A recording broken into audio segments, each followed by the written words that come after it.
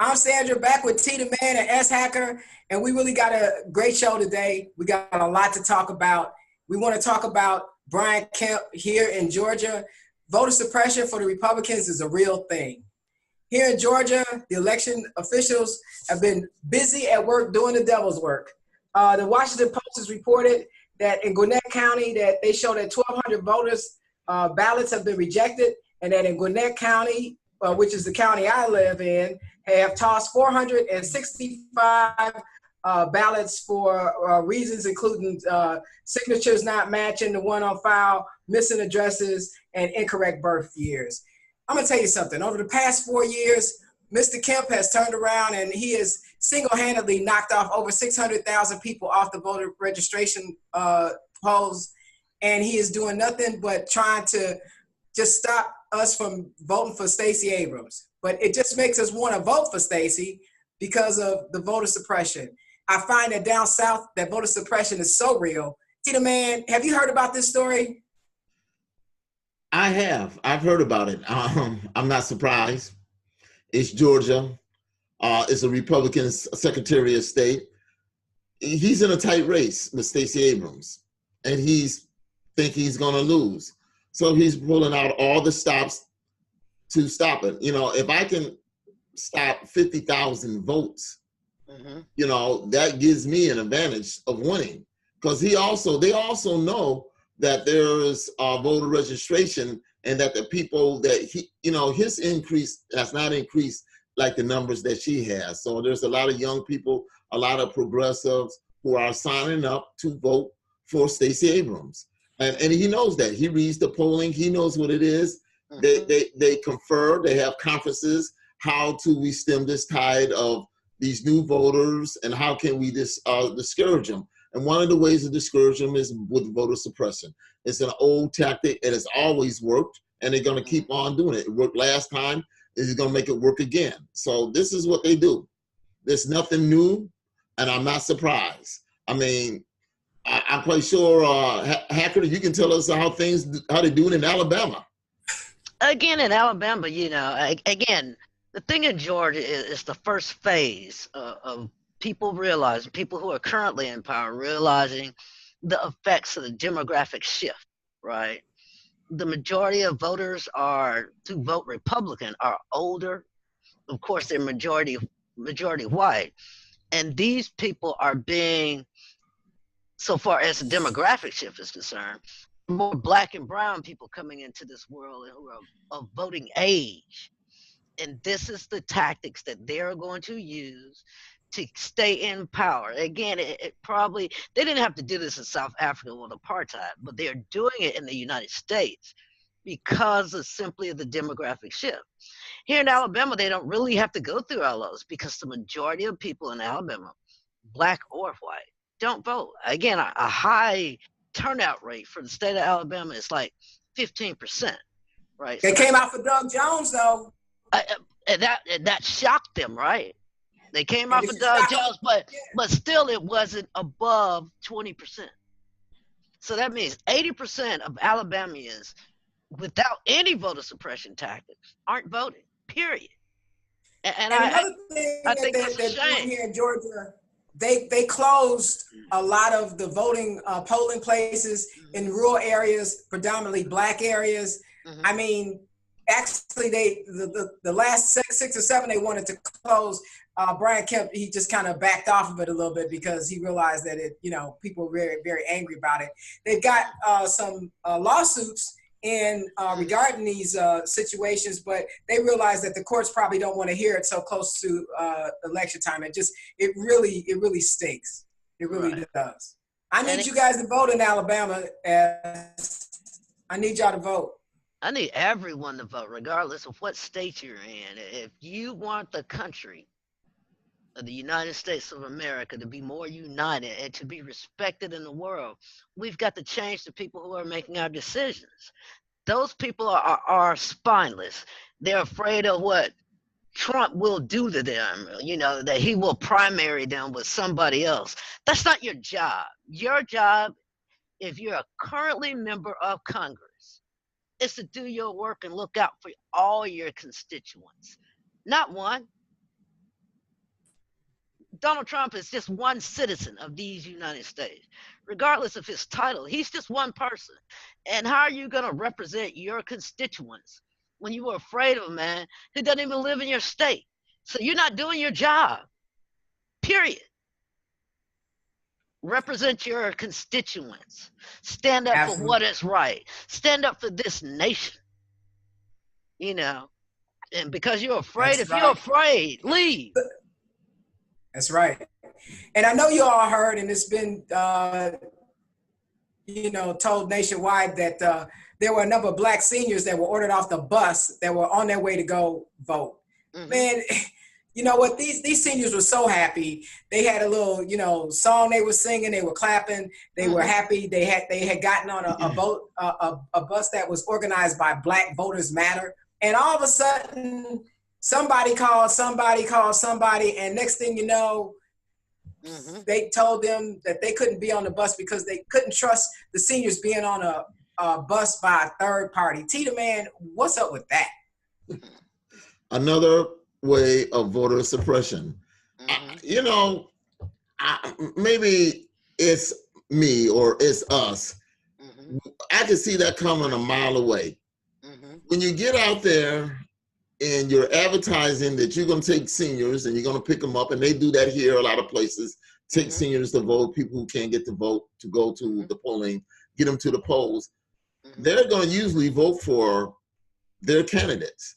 So one of the ways to suppress the vote, it says, hey, we can't trust you to ride this bus because they may take you somewhere other than the polling place, maybe like to the casino or the buffet. So then you go to the casino, you got to get off the bus.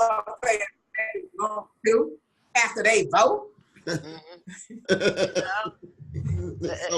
So anyway, but the goal is not to go get them to vote, because these seniors are not voting for these Republicans in office. They know that. Exactly. And they got these young people taking them there and encouraging them to go vote for the candidates that they slated.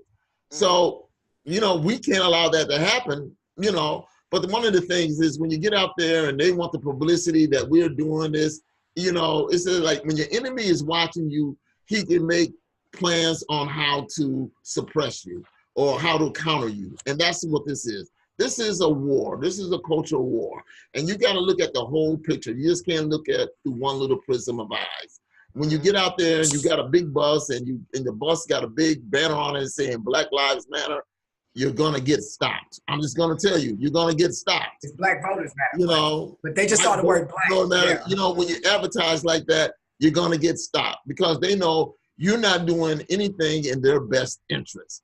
But now if you go there and you have the people vote and say, I'm getting, the little old lady across the street or the older gentleman across the street, and I'm helping them to vote. And then you hang it out there. Well, it's too late then. Exactly. And you still get the same amount of publicity.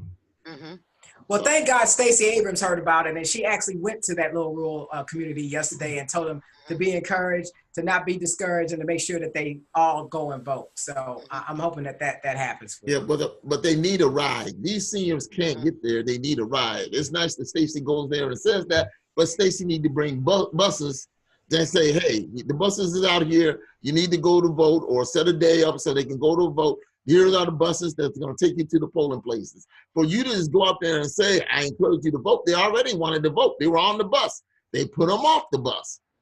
When you're older, you like consistency. You're not sitting there to get on the bus and off the bus because, you're taking away your day from your soap operas. Well, I'm one of those singers. I do that. Well, I'm glad that she did go there and support him, and that they know that she heard about it and that she's encouraging them. I really appreciate that. And again, the excuse that they're using is ridiculous, because years ago, I attended Alabama A&M University, right?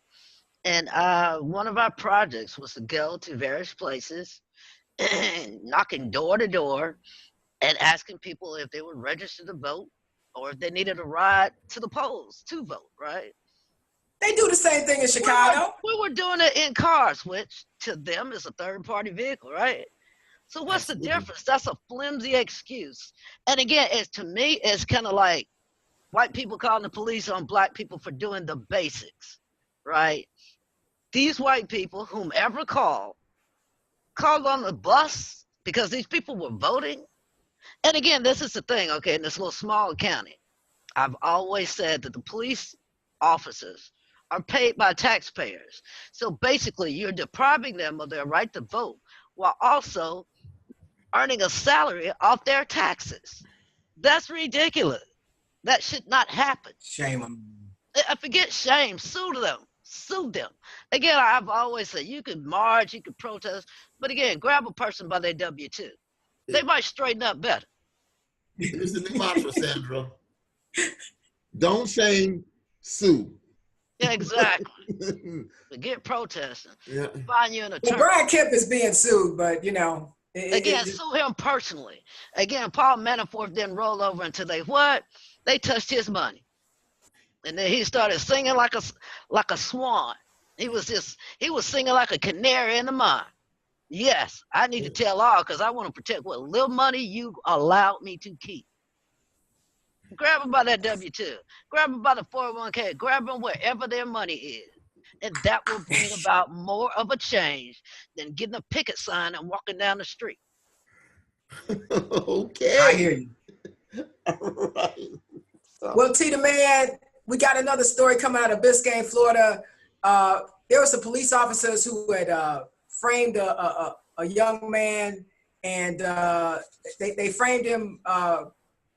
And what they wanted to do was have some leniency because they had cooperated. Finally, you know, they accused him of a string of burglaries. But anyway, they wanted to avoid sentencing by cooperating, and they asked for confinement for one officer for 1 year and probation for another. You know what? Every now and then, the squeaky wheel does get the grease. These guys, they changed this young man's life by accusing him of robbing and putting him through all of this pain and everything. And now at least they get a year in prison. Mm-hmm. A year in prison sounds like a misdemeanor to me.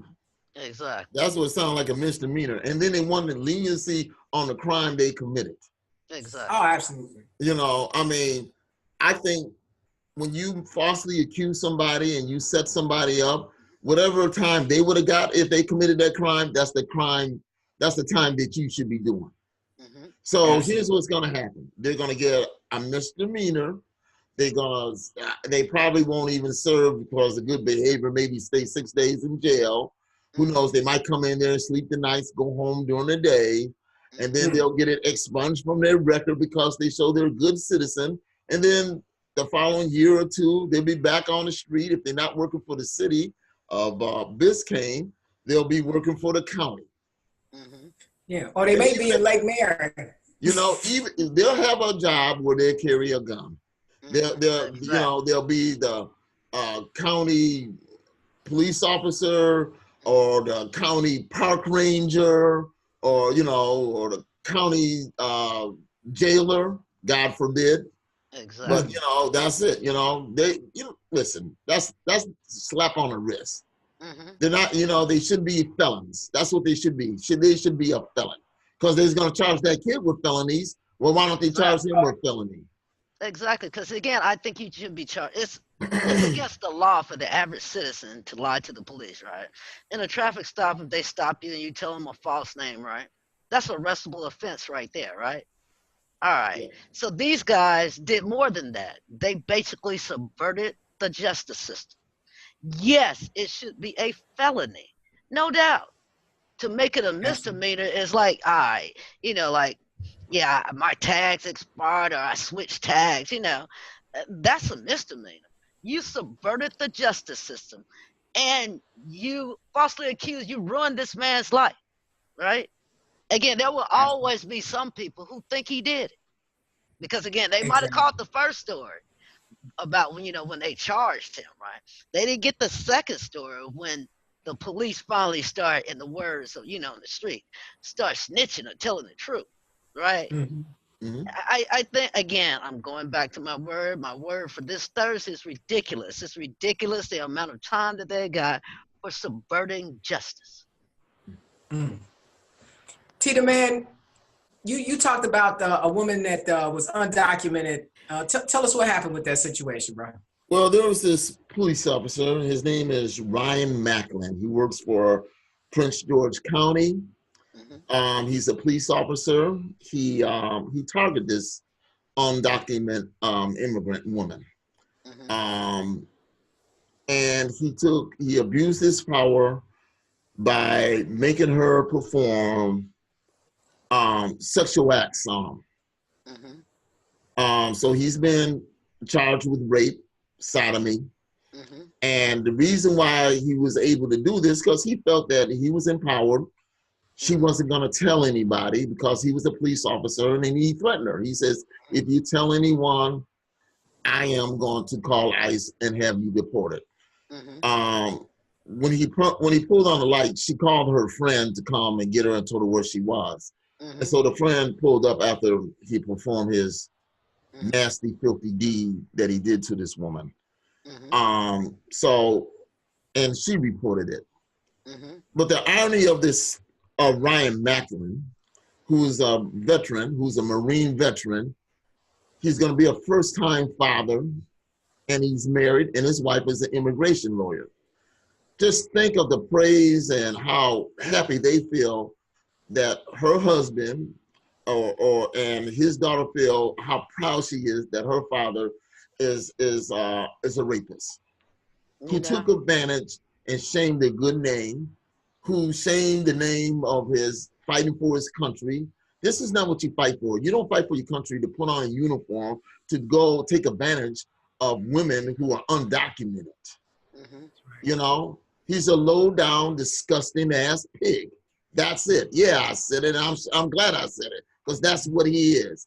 He's a piece of filth. He's a piece of trash. He doesn't deserve to wear the uniform of the United States Marines. He doesn't deserve to wear the uniform of Prince County, Maryland. You know, he needs to be in jail. He needs to be dealt with. And while I'm on it about these deviants out here, I got another deviant in your part of the town, Sandra. His name is Justin Crawford, 32 years old. He was cut by the Atlanta Falcons, and I think he picked up another B-League football team. Yeah. He's accused of rape, sodomy, and incest. So, you know, and they said, well, 12-year-old girl, right? A 12-year-old girl. He's gonna blame her, talking about it's her idea. You know, Really? you're 32 years old. What do you mean it's her idea? You're 20 years older than her. You know, and the relationship between Crawford and his victim, we don't know what it is. But, you know, Georgia defined incest as sexual intercourse or sodomy with a person who or she knows is related by blood or marriage. So this is either his aunt, his half-sister, or his sister's sister. You know, she wasn't the babysitter this time. She's somebody in the family. I'm going to say, you know, maybe it could be a cousin because it's blood related. But whatever it was too close. You know, so. I mean, the fact that their family is egregious, but she's 12 years old. I mean, I don't care if, you know, family is horrible, but she's 12 years old. She can't make decisions about having sexual intercourse with grown people. You can't hold them responsible. I can't believe it. It's almost like he's obviously a deviant man. Yeah, he's obviously he's a deviant and man. I wouldn't doubt that this was not his first time. No, it's not his first time. And see, the wife came down, and I guess this little girl was on a sofa, and she found him in an excited state, and she asked what happened. And then, of course, he said, oh, just go to bed, ain't nothing. I was just checking on him. And then it bothered the wife. The wife called the police. She's the one to call the police. So when the police came there, you know, they interviewed the girl, then they asked him. And, of course, you know, he lied. I didn't expect him to tell the truth on that because he's ashamed of his actions. And he lied. And then when he finally was caught and confronted with evidence, his excuse was, well, you know, she wanted me to do it. It was all her idea that do it. Oh, yeah, okay, I got that, you know. So, but while we on other deviants, there's another fool. This fool is from Florida. He was dating this young lady, and she broke up with him and found somebody else. Mm-hmm. He couldn't live with that. So his name, he's a Justin too. His name is Justin Foster. Mm-hmm. Now, he gets on a plane, flies to Chicago, of all places. And Chicago is a suburb called Des Plaines, which is right next to the airport. For real. He rents a car. He finds this man. He stakes him out at his apartment. He takes the tire iron from the rented car, walks up there, and cracks his skull wide open. So now this man is laying in the parking lot, half unconscious. And what does he do? He takes out his knife. He carves his initials on the man. Then he ain't done now. He goes and he takes and cuts off his penis and throws it across the fence. Gets back in his car, goes back to the airport, and goes to Atlanta to hide out. And it is so wrong on so many levels because they saying that this man, the victim, will not recover from his brain injuries. Mm-hmm. He's not going to recover from the injuries of having his penis cut. I don't know if they can do any kind of, They can reattach it. gender reattachment here. Mm-hmm. Because this is some real serious stuff there. Mm-hmm. And the sad thing about it, the victim, he's lost part of his body part. The woman is not going to deal with him because he's not going to be right in the head, Mm-hmm. I mean, it just went bad all the way around for him. But It's anyway, a horrible story. Horrible. Justin Crawford, he's in county jail. Mm-hmm. His bond was set at $1 million, and they decided, well, maybe $1 million is not quite enough for him, so we're going to hold him with a no bond. And I'm just going to say, for anybody out there listening who do not know about Cook County Jail, like me and you do, Sandra, that is not the place to be on any kind of level. But you know what? He's right where he needs to be. I mean, when you told me this story, it's horrifying. It is a horrifying story. And I feel sorry for the young lady. I mean, she certainly didn't wish this upon him. And the reason why she left that fool in the first place is she found out that he was crazy. I mean, when you told me the story, I just almost went into tears because it's like, you can't believe somebody, and these are young people. Why would you, you broke up with the girl broke up with you, she's moved on.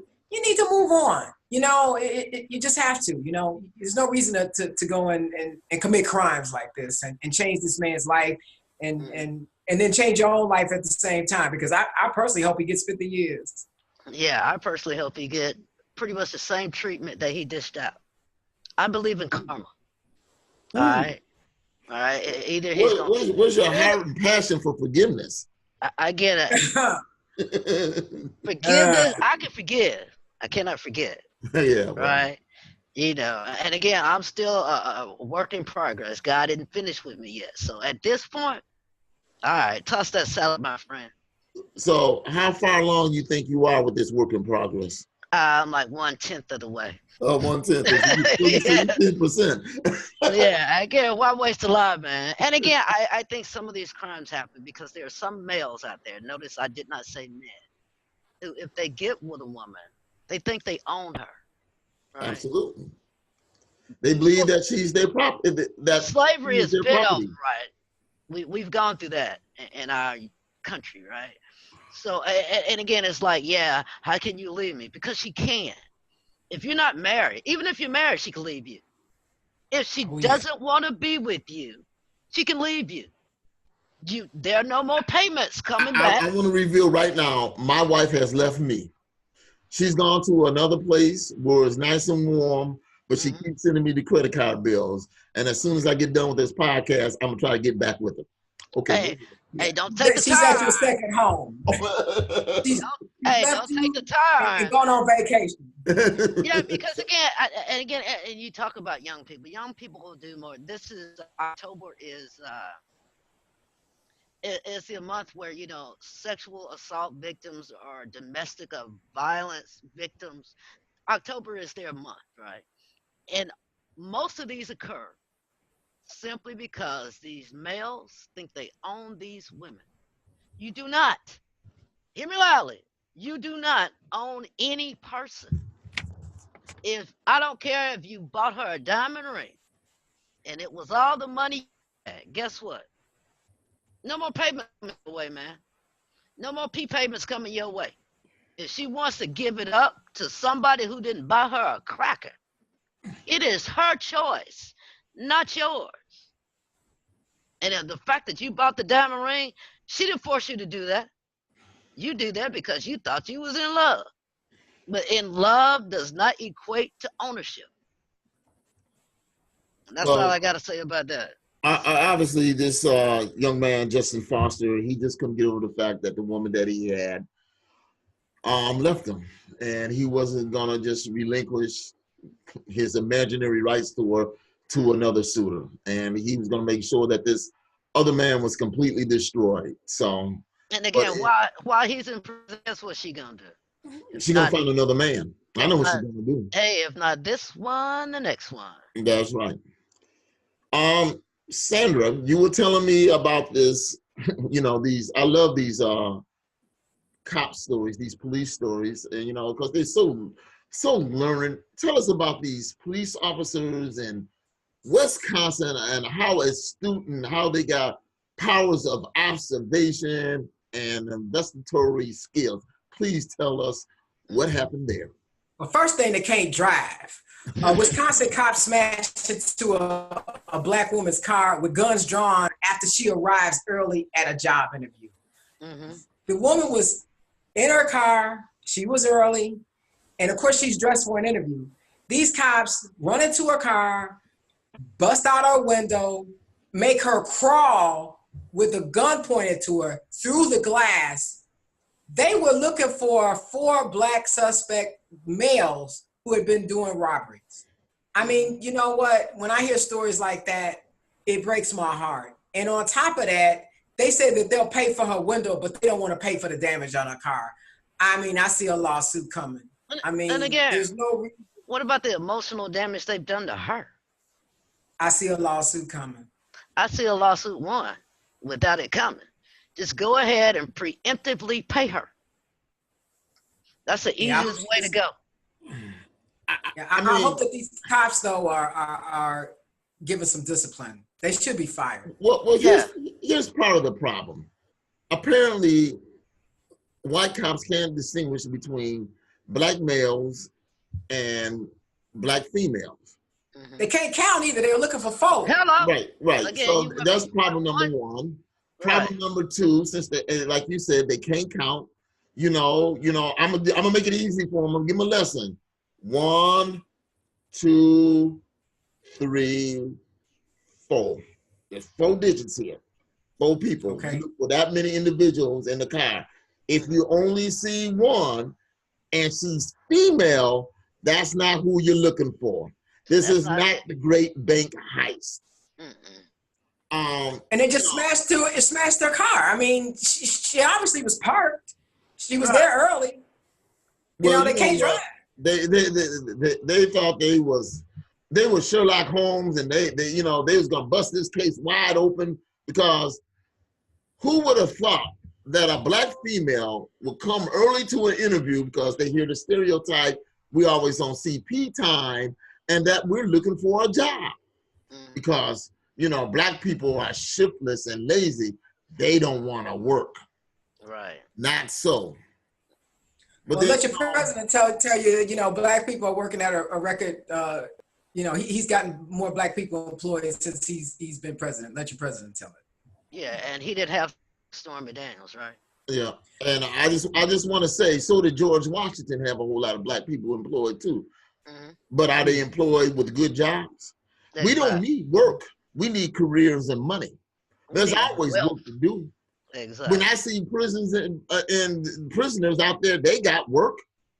As he counting part of the federal inmate population as part of that work part that he's doing there, we need people out here with jobs who can sustain and make a family and live the American dream, buy a home, buy a car. Mm-hmm. So that's what I got to say. I don't want to hear about the fool. Let's talk about one of his minions, Pompeo. Pompeo? Yeah. Is that his name, Pompeo? Yeah, Pompeo. I had him as a Roman emperor. Okay, Nah, he's just your Secretary of State. S. Hacker, did you see the interview that Pompeo gave after he came back from the plane talking to is it MSB? MBS? No. Yeah, again, yes, because again, his talking points from the fool at the top, right? And the fool at the top said, "Oh, none of that happened. Oh, Saudi Arabia didn't do it. It must have been some rogue, whatever." Yeah, this is not Star Wars, son. A rogue general. We know that you have investments over there, so you really can't say anything bad against these people who you're getting money from. Again, Saudi Arabia, even in his hotel in D.C., has spent over $300,000 just in stage that we know of. Who knows how many side things? This is just the official Saudi Arabia government has visited that hotel since he's been in office for over $300,000. Well, we know that he likes Saudi Arabia. When he was first elected, most presidents go to some place to see like our allies, like Canada. He went to Saudi Arabia. And also in 2015, when he was running, he talked about how much business that Saudi Arabia did with the Trump company. So he has apartments over there, but now today, I don't have any investments over there. Yeah, he's tweeting another tweet today. Yeah, but again, from day to day, a liar is a liar is. I could lie about this and get away with it. I could lie about that and get away with it. As long as my lies are believed by someone, you know what I'm gonna do? I'm gonna keep lying. What really upset me is that Pompeo came back and said that we didn't discuss what happened. They didn't want to discuss what happened. I'm like, what the hell did you go over there for then? It's a dog and pony show. Because the orange man in charge told him, for appearance's sake, go over there, but don't do anything. Because, again, that might mess up my money. Again, hey, you're not messing up my money. I don't care who got killed. I didn't get killed. My daughter didn't get killed. He didn't care. Again, he's like his wife's jacket, right? 9 of the 15 people that did this, they tied them to the prince. So, I don't see how hopefully we have a new Congress, and I know that Trump and Pompeo don't want to do anything now, but they're gonna have to do something now or later. And again, Saudi Arabia has already said, we did it, and it was an accident. We didn't mean to kill him. The man came in with us. Although we tortured him, but we didn't mean to kill him. We didn't think he would die. Really? Come on now. Listen, the fact of the matter is Saudi Arabia is not going to be held accountable. They provide this country with too much oil and too many resources and business to Trump's businesses. So it's not going to happen. It's just a done deal. The man is dead. Saudi Arabia is telling the Americans, y'all need to get over it. We did. We didn't mean to kill him because we didn't think it'd be this kind of fallout. But if we didn't have this kind of fallout, we meant to kill him. So, let's. And again, let's go back to 9/11. The majority of hijackers that on 9/11 came from where? Saudi Arabia? Yeah. Shocked. You shocked too? Man, I'm shocked. I am shocked. It's like me winning the lottery without a ticket. Hey, is Dubai in Saudi Arabia? No, it is not. Oh, okay. That's a separate country, right? Again, it's part of a separate country. I think. I could be wrong. Okay. Again, hey, check it. I'm at 10%. But Riyadh is Saudi Arabia. Yes, Riyadh is, yes. Well, won't be taking no tours there. I don't think it's safe for me. I don't think I'll be visiting a Muslim country anytime too soon. Yeah, well, I advise you not to bother the Muslim country because they're going to have you wrapped up with your mouth shut and you can't control your tongue and you're just not going to follow orders. You're just not going to go with the program. I'm going to hit it with my fist of fury. We do not have enough money or enough clout to get you out the jam that you're going to get yourself in. Man, it's going to be jam, jelly, and peanut butter. All of it. Hey, listen, guys, we running out of time. S. Hacker, tell them how they can hit us up. Yes, you can visit us at www.leestreetbeat.com or visit our YouTube channel, which is Lee Street Podcast. Awesome. Lee Street Beat Podcast. Lee Street Beat Podcast, yes. So, and also, we all feel the same way. What is that we all need people to go out and do? Vote. Vote. Yeah. Vote. If you don't vote like your life depended on it, because it does. Either your life or the life of someone you love. Right. Go out and Because while you may not see the results immediately, you will see those results. So go out there and vote. Vote for your interests. Donald Trump is not going to make you rich. Donald Trump is not going to bring a job to your area. It's a temporary thing. It's a sham. He's a flip-flop. You're not gonna bring clean coal back, man.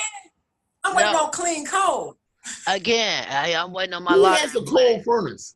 I mean, most of these plants are nuclear or electrical or hydroelectricity. That's what they want to use. He said all that so that he could get those votes in those coal countries who thought that Donald Trump would bring coal back. The bringing coal back solution that they had, they've put that on the shelf and it is collecting dust. So definitely go out and vote, y'all. Thank you for tuning in. All right. Yeah, this is Lee Street Beat. I'm T the Man along with Sandra Tucker and S Hacker. Again, go out and vote. Until next time, tune in to Lee Street Beat and thank you. Bye-bye.